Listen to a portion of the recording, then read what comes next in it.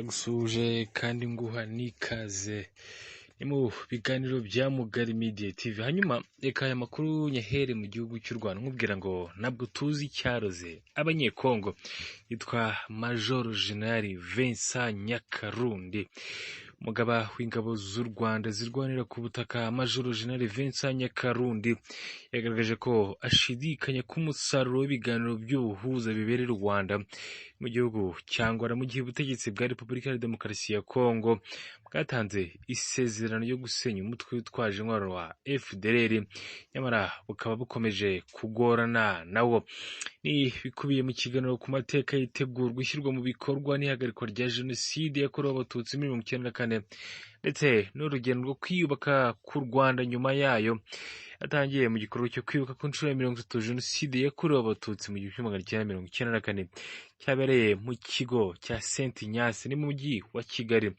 Major General Nyakarundi yavuze ko ubwo Jenoside yahagarikwaga ingabo za RP Inkotanyi izatekereza ko birangiye, ariko ngo bamwe mu bayikozi bahungiye muri RDC bagashinga imitwe nka FDLR kugeza ubu bakaba bagifite umugambi wo guhungabanya umutekano w'igihugu cy'u Rwanda. Major yagize ati ubwo rero twe tuzinga intambara irarangiye, ariko ingengabitekerezo itarangiye. Kuva muri 1996, 1997, 1998 bagarutse kongera gutera abajenosideri bari barahungiye hakurya mu Gungu mu gihugu cya Kongo, ni mu nkambi. Bagarutse kongera gutera. Icyo rero twakoze nuko haje amabwiriza yo kuvuga ngo tugere tugarura abaturage tubatandukanye n'aba bicanyi.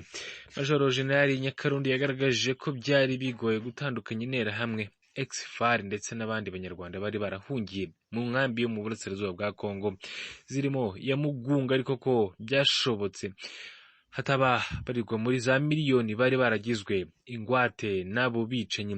Major General Nyakarundi yasobanuye ko ubutegetsi bwa Mobutu Sese Seko bwasezeranyije bashinze FDLR kubafasha kuzafata igihugu cy'u Rwanda, abasimbuye Mobutu kugeza kuri Felix Tshisekedi uriho ubu n'abagenda bizeza FDLR gufata igihugu cy'u Rwanda.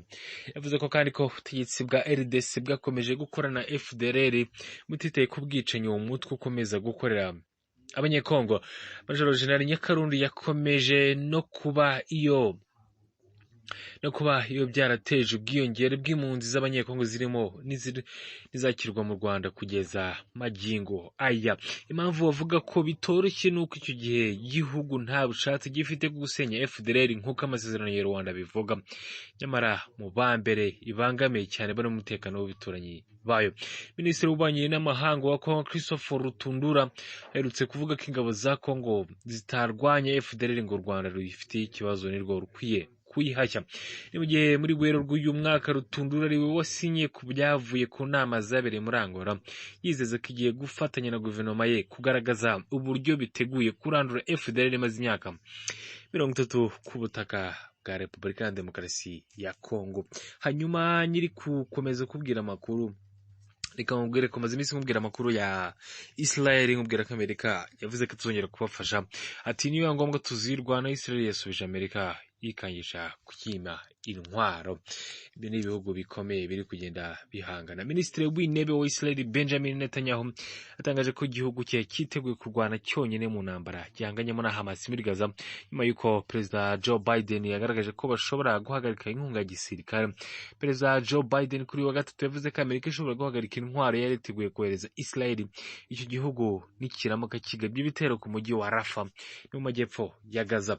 Ni umujyi uhungiyemo abaturage benshi mu ntambara imaze amezi 7. Ibintu byateye impungenge ko Israel niramuka ihagabye ibitero abaturage bazicwa bashobora kuba benshi cyane. Kuri uyu wa kane Netanyahu yashyize amashusho ku mbuga nkoranyambaga aho agaragaza avuga ko niba ngombwa Israel izirwanaho yayo ku giti cyanyu. Nubwo Israel iri ku gitutu cy'amahanga ngo idakomeza imirwano muri Rafa, amakuru avuga ko nta kabuza ingabo za Israel zizakomeza imirwano.